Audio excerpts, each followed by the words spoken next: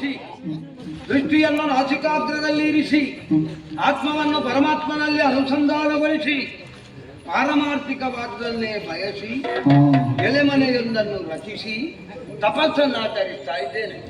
ನಮ್ಮನ್ನು ನೋಡಿದವರೆಲ್ಲ ಹೇಳ್ತಾರೆ, ಏನವನಿಗೆ ಮಾನ ಮುಚ್ಚುವುದಕ್ಕೆ ಒಂದು ತುಂಡು ಬಟ್ಟೆ ಇಲ್ವೋ ಅಂತ. ಬಟ್ಟೆ ಬೇಕಾದ ಯಾರಿಗೆ? ಮಾನವಂತರಿಗೆ. ನಾವು ಮಾನವಂತರ? ದೇವರಾಣೆ ಅಲ್ಲ, ಮಾನಾತೀತರು. ಪಾರಮಾರ್ಥಿಕವಾದುದನ್ನು ಕಾಣುವುದಕ್ಕೆ ಹೊರಟ ನಮಗೆ ಲೌಕಿಕವಾದಂತಹ ಯಾವ ವ್ಯಾಮೋಹವೂ ಇಲ್ಲ. ಹಾಗಾದ್ರೆ ನಾವು ಬಟ್ಟೆ ಧರಿಸುವುದು ಯಾಕೆ?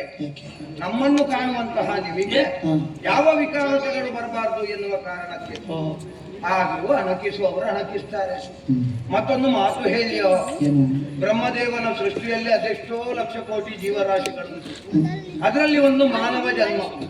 ಈ ದೇಹ ಪರರಿಗೆ ನಗುವುದಕ್ಕಾದ್ರೂ ಅನುಕೂಲತೆಗಳನ್ನು ಕೊಡುತ್ತದೆ ಅಂತಾದರೆ ಬ್ರಹ್ಮದೇವನ ಸೃಷ್ಟಿಗೊಂದು ಸಾರ್ಥಕ್ಯ ಬಂತೋ ಇಲ್ವೋ? ಅಷ್ಟು ಸಾಕು. ಹಾಗಂತ ಜೀವಯೋಗ್ಯತೆ ಇಲ್ಲ ಅಂತ ಭಾವಿಸಿದೆ.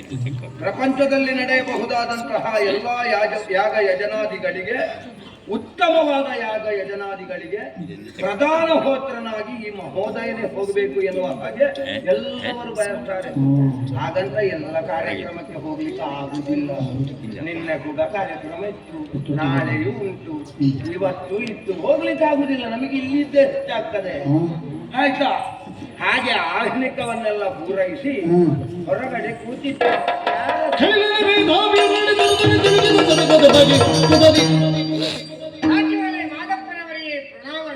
ನಿನಗೆ ಒಂದು ಟೈಮ್ಯ ಬಿಟ್ಟರೆ ಏನಾಗ್ತದೆ? ಕಾಟಿ ಮಾಲೆ ಮಾದಪ್ಪ, ಕಠಿಣವಾದ ಮಾಲೆಯಲ್ಲಿ ತಪಸ್ಸನ್ನಾಚರಿಸುವ ನಿಮಗೆ ನನ್ನ ಪ್ರಣಾಮಗಳು. ಮಾದಪ್ಪ ಅಂತ ಹೇಳಿದ್ರೆ ಒಂದು ವರ್ಗದ ದೇವರು, ಪುಣ್ಯಾತ್ಮ. ಮೇಲೆ ಮಾದಪ್ಪ, ಮಹೋದಯ, ಮಹೋದಯನಿಗೆ ನನ್ನ ಪ್ರಣಾಮಗಳು.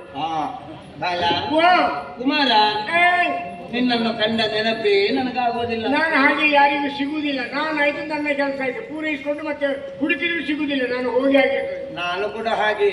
ಯಾರಾದ್ರೂ ಕರ್ಕೊಂಡು ಹೋಗುವವರು ಸಿಕ್ಕಿದ್ರೆ ಮತ್ತೆ ಇಲ್ಲಿ ಸಿಗುವುದೇ ಇಲ್ಲ. ಇವತ್ತು ನಾನು ಕರ್ಕೊಂಡು ಹೋಗುದಿಲ್ಲ, ನಿಮ್ದ್ರಲ್ಲೇ ಹೋಗ್ಬೇಕು. ನಾನು ವ್ಯವಸ್ಥೆ ಮಾಡಿಕೊಂಡಿದ್ದೇನೆ, ಅದಲ್ಲ.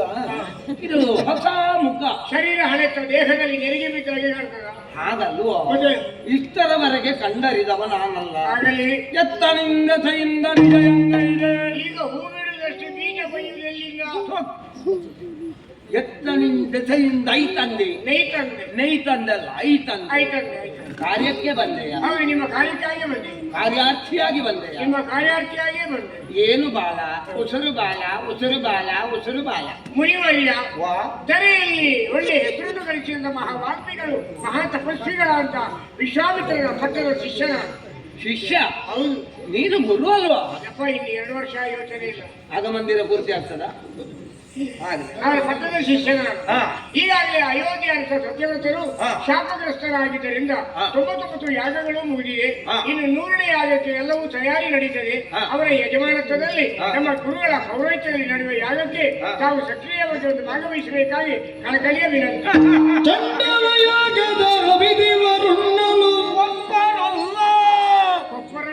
ಮಂಡಲ ಭೂತುರವರ್ಯರು ಖಂಡಿತ ಚಿರ ಸಮುದ್ರದಿಗಾಗಿಯೂ ಮುಳುಗಲು ಮಿಥ್ಯಾಚಾರ ಗದಿದಗೆ ದೊರೆ ಸ್ವರ್ಗಗೀರಲು ಸಾಧ್ಯವಿಲ್ಲ.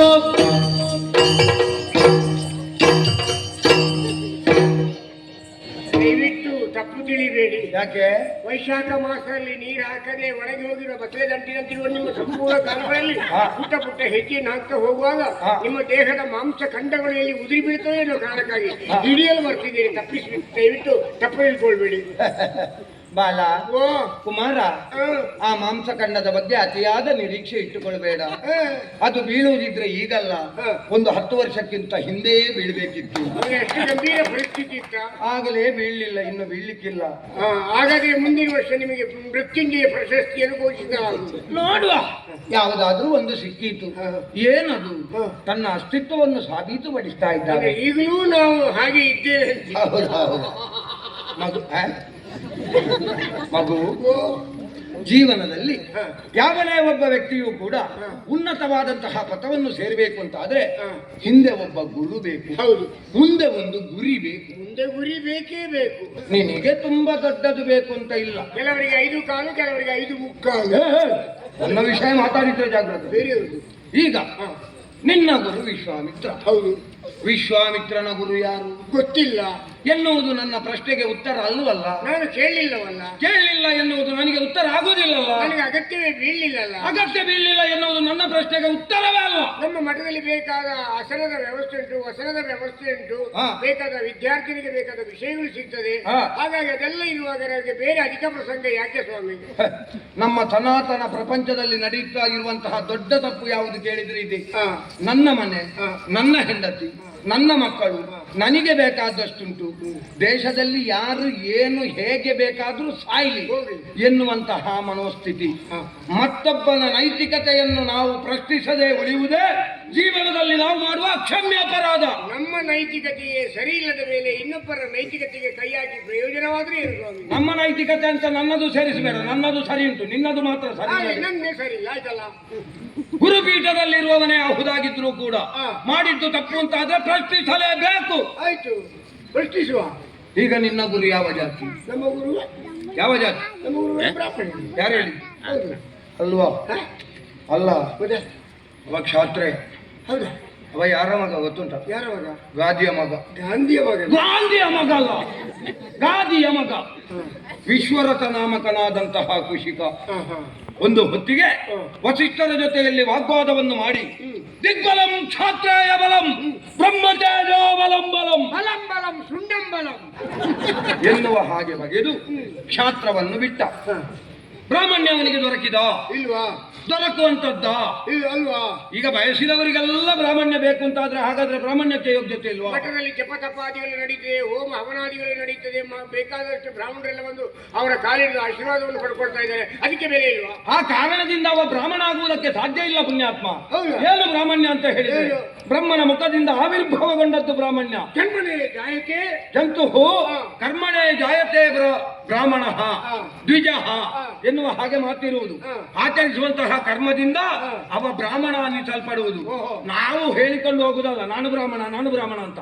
ನೋಡಿದವರು ಹೇಳಬೇಕು ಅವ ಬ್ರಾಹ್ಮಣ ಅಂತ. ಅದಕ್ಕೆ ನೆಲದ್ರೆ ನೀವು ಚೊರೆ ಮಾತಾಡ. ನಿನ್ನಲ್ಲಿ ತಲೆ ಮಾಡುದು ಮತ್ತಾರಲ್ಲಿ ಮಾತಾಡ. ಚೊರೆ ಹಂಗೆ ಮಾಡ್ರಿ ನೀವು. ನೀನು ಅದಕ್ಕಿಂತ ದೊಡ್ಡ ಚೊರೆ. ನಕ್ಕಿನ ಮುಗಿಲಿಕ್ಕಿಲ್ಲ ನೀವು.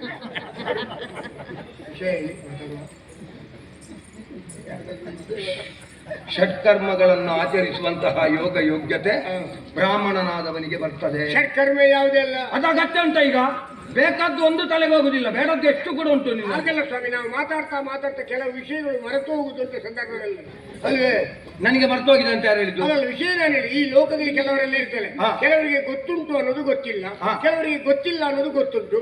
ಈ ಗೊತ್ತಿದ್ದನ್ನು ಗೊತ್ತಿಲ್ಲ ಅಂತ ಹೇಳಿದ್ರೆ, ಗೊತ್ತಿಲ್ಲದನ್ನು ಗೊತ್ತುಂಟು ಅಂತ ಹೇಳಿದ್ರೆ, ಗೊತ್ತಿದ್ದದ್ದು ಗೊತ್ತಾಗುದಿಲ್ಲ, ಗೊತ್ತಾಯ್ತು ಅಂತ ಹೇಳುವವರು ತುಂಬಾ ಬಂದಿದ್ದಾರೆ.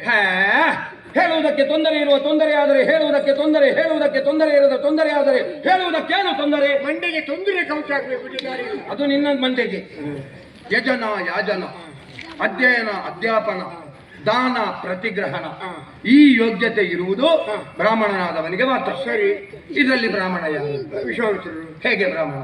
ಹೌದು, ಅವನಪ್ಪ ಕ್ಷಾತ್ರೆ ಅಂತ ಆದ್ಮೇಲೆ ಅವ ಬ್ರಾಹ್ಮಣ ಆಗುವುದು ಹೇಗೆ? ಅವ್ರು ಈಗ ಎಲ್ಲ ಜಪತಪಾದಿಗಳು ನಡೀತಾ ಇದೆ. ಅಯ್ಯೋ ಪುಣ್ಯಾತ್ಮ, ಒಂದು ಮಾತು ಹೇಳ್ಯ. ಹೇಳು. ಕರ್ರಗಿರುವಂತಹ ಕಾಗೆ, ಕರ್ರೆ ಕಪ್ಪು, ತುಂಬಾ ದಪ್ಪ. ನನ್ನ ಮುಖ ನೋಡಿ, ನನ್ನ ಮೈ ನೋಡಿದ್ರೆ ಜಾಗೃತ ಕಾಪಿ. ಕರ್ರಗಿರುವ ನೋಡು, ನಾನು ಬೆಳ್ಳಗಿದ್ದೇನೆ. ಕರ್ರಗಿರುವ ಕಾಗೆ ಕ್ಷೀರ ಸರದಿಯಲ್ಲಿ ಸ್ನಾನವನ್ನು ಮಾಡಿತು ಅಂತಾದ್ರೆ ಅದು ಬೆಳ್ಳಗಾಗುವುದಕ್ಕುಂಟ? ಅದೊಂದು ಗಾದೆಯ ಮಾತುಂಟಲ್ವೇ, ಕಂಡುಗದ ಹಾಲಲ್ಲಿ ಇತ್ತೊಡೆ ಅದು ಬಿಳುಪಾಗ ಬಲ್ಲುದೆ. ಬೆಕ್ಕಿನ ಮರಿಯೊಂದನ್ನು ಕೊಂಡು ಹೋಗಿ ಹುಲಿಯ ಬೋನಿನಲ್ಲಿಟ್ಟು ಸಲಹಿದೆ ಅಂತಾದ್ರೆ 15 ದಿವಸ ಕಳೆದು ಆ ಬೆಕ್ಕಿನ ಮರಿಯ ಸ್ವಭಾವ ಹುಲಿಯದ್ದಾಗ್ತಾರ? ಮಾರ್ಗಾಲ ಎಂದಾದರೂ ಹುಲಿ ಅಪ್ಪುದೇ. ಹಾಗಾದ್ರೆ ಅದಾಗುವುದಿಲ್ಲ. ಇನ್ನು ತ್ರಿಕರ್ಮಗಳನ್ನು ಆಚರಿಸುವಂತಹ ಯೋಗ ಯೋಗ್ಯತೆ ಕ್ಷಾತ್ರೇಯನಾದವನಿಗೆ ಬರ್ತದೆ. ಈಗ ಇದರಲ್ಲಿ ಕ್ಷಾತ್ರೇಯ ಯಾರು? ಕ್ಷಾತ್ರೇಯ ಅವರೇ. ಯಾರು? ಅಯೋಧ್ಯ ಅರಸ. ಅಯೋಧ್ಯ ಅರಸ ಕ್ಷಾತ್ರೇಯ ಹೇಗೆ? ಸತ್ಯವ್ರತ. ಹೌದು, ಅವ ಕ್ಷಾತ್ರೇಯ ಹೇಗೆ? ಕ್ಷಾತ್ರಿಯ ವಂಶದಲ್ಲಿ ಹುಟ್ಟಿದಲ್ವೇ ಸ್ವಾಮಿ? ಅಯ್ಯೋ, ವಾಸಿಷ್ಠರ ಶಾಪದಿಂದ ಚಂಡಾಲ ಪಂಚಮನಾಗ್ಲಿಲ್ವೋ? ಆದ್ರೆ ಹುಟ್ಟಿದ್ದು ಕ್ಷಾತ್ರಿಯ ಅಪ್ಪಮ್ಮನಿಗೆ. ಹಾಗಾದ್ರೆ ಶಾಪ ಕೊಟ್ಟ ಬ್ರಾಹ್ಮಣರಿಗೆ ಬೆಲೆ ಇಲ್ವೋ? ಚೊರೆ ಹಂಗೆ ಮಾಡಿ ನೀವು. ನೀನು ಅದಕ್ಕಿಂತ ದೊಡ್ಡ ಚೊರೆ. ಕ್ಷಾತ್ರೇಯನಲ್ಲದವ ಮಾಡಿಸುವ ಯಾಗ, ಬ್ರಾಹ್ಮಣನಲ್ಲದವ ಹೊಣೆಗಾರಿಕೆ ಹೊತ್ತುಕೊಂಡ ಯಾಗ. ನಾಯಿಯ ಮಾಂಸವನ್ನು ತಿಂದವರು, ಗೋಮಾಂಸವನ್ನು ಪರಿಷ್ಕರಿಸದೇ ತಿಂದವರು ಯಜನ ಯಾಗಾದಿಗಳನ್ನು ಮಾಡುವುದಕ್ಕೆ ಹೊರಟಿದ್ದಾರೆ. ಪ್ರಧಾನ ಹೋತೃವಾಗಿ ಮಹೋದಯನಂತಹ ಯೋಗ್ಯತಾವಂತನೇ ಬೇಕು ಎನ್ನುವುದು ಅವರ ಅಭಿಮತ. ಹೌದು ಅಂತಾದ್ರೆ ಆ ವಿಶ್ವಾಮಿತ್ರನ ಕುಲ ಯಾವುದು? ನೀನು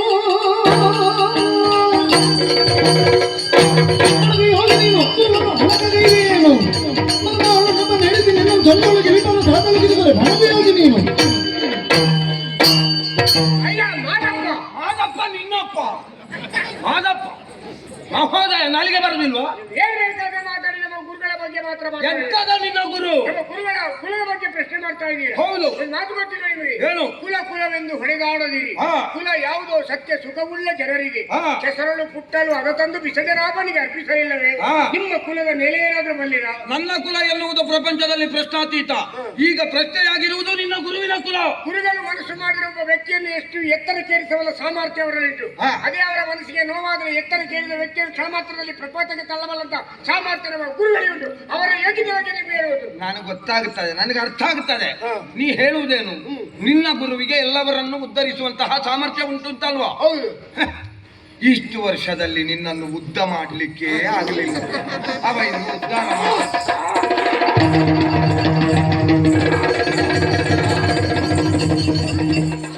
ಒಂದು ದಿವಸ ಅದು ಹೊಡಿತದೆ ನಿನಗೆ, ನೋಡು. ಯಾವಾಗ್ಲೂ ಮಾಡು. ಒಂದು ದಿವಸ ಮೊಸಳೆ ಗಾದೆ ಆಗ್ತದೆ, ಯಾರು ಬರುವುದಿಲ್ಲ ಹತ್ತಿರ. ಅದು ಹೊಡೆದೇ ಸಾಯ್ತಿ ಪಾಪಿ. ನಿನ್ನ ಗ್ರಾಚಾರವು ಸರಿ ಇಲ್ಲ. ಮೊದಲೇ ಹೇಳ ನಿನ್ನ ಗುರು ಎಂತಾದ್ರು ನಿನ್ನ ಗುರು? ಗುರುಗಳೇ ಏನು ಸಣ್ಣದು ಮಾಡ್ತೀವಿ. ಪ್ರಾಣಿಯಾದರೂ ತನ್ನ ಮಾಂಸವನ್ನು ತಾನು ತಿನ್ನುವುದಿಲ್ಲ. ತನ್ನ ಕುಲವನ್ನು ಬೆಳಗಬೇಕಾದ, ತನ್ನ ವಂಶಕ್ಕೆ ಬೆಳಕಾಗಬೇಕಾದ, ತನ್ನ ಮಕ್ಕಳನ್ನೇ ತನ್ನ ಸ್ವಾರ್ಥಕ್ಕೆ ಬಲಿಕೊಟ್ಟ ಪಂಚ ವಿಶ್ವಾಮಿತ್ರ. ನಮ್ಮ ಗುರುಗಳು ನನ್ನನ್ನು ಯಾಕೆ ಉತ್ತಮ ಆಗಿಲ್ಲ? ನಾನು ಗಿಟ್ಟಿದ್ದೇನೆ ಕಾಣ್ತಾ ಇದ್ದೀನಿ. ನೀನೆಂತದ ಮತ್ತೆ? ಒಂದು ಮಾತು ನೆನಪೇಳಿ. ಯಾವುದು? ಎಳೆಗರು ಎತ್ತಾಗದೆ, ಎಳೆಗರು ಎತ್ತಾಗದೆ, ಮಿಡಿ ಪಣ್ಣಾಗದೆ, ಪೆನ್ನಾಗದೆ, ಪೆನ್ನಲ್ಲ ಪಣ್ಣಾಗದೆ, ಪಣ್ಣಾಗದೆ. ನನ್ನಲ್ಲಿ ಸಾಹಿತ್ಯ ಎಳೆಗರು ಎತ್ತಾಗದೆ, ಮಿಡಿ ಪಣ್ಣಾಗದೆ. ನಾ ಹೇಳಿಯೋ ನೆಗ್ರೋದ ಬೀಜ ಸಿಡಿದು ಕೆಲಮಂ ಪೆರ್ಮರನಾಗದೆ. ನಮ್ಮ ಕೂಟದಲ್ಲಿ ಇದಕ್ಕಿಂತ ದೊಡ್ಡ ಪೆರ್ಮರಿ ಉಂಟ? ಒಂಟೆಗಳ ಮದುವೆಗೆ ಶ್ವಾನಗಳ ನೆಂಟರು ಕುಂಟಗಾರ್ಧ ಬನಗಾಯನ ಅಂತ ಹೇಳಿದ ಹಾಗೆ ಅವ ಒಬ್ಬ ಹೇಳುವುದಕ್ಕೆ, ಇದನ್ನು ಇವನನ್ನು ಒಪ್ಪಿಕೊಳ್ಳುವುದಕ್ಕೆ ಅವ ಒಬ್ಬ. ವಿಶ್ವಾಮಿತ್ರನಲ್ಲೇ ನಮ್ಮ ಪ್ರಶ್ನೆ. ಅವ ಯೋಗ್ಯತಾವಂತ ಹುದು ಅಂತಾದ್ರೆ ಪ್ರಾಪಂಚಿಕರ ಮುಂದೆ ತನ್ನ ಕುಲವನ್ನು ಅಭಿವ್ಯಕ್ತಗೊಳಿಸಲಿಗಂಟಾಘೋಷವಾಗಿ, ತದನಂತರ ಅವನ ಆ ಯಾಗಕ್ಕೆ ಪ್ರಧಾನ ಹೋತೃವಾಗಿ ನಾನೇ ಹೋಗುತ್ತೇನೆ. ನೆನಪಿರಲಿ ಅವನಿಗೆ. ನೀವು ಗಡಿಬಿಡಿ ಅದು ನಿಮಗೇನು ಇಲ್ಲ. ಹೊಲಿಗೆ ಮಾತು ನಗಡಿ ಸ್ವಲ್ಪ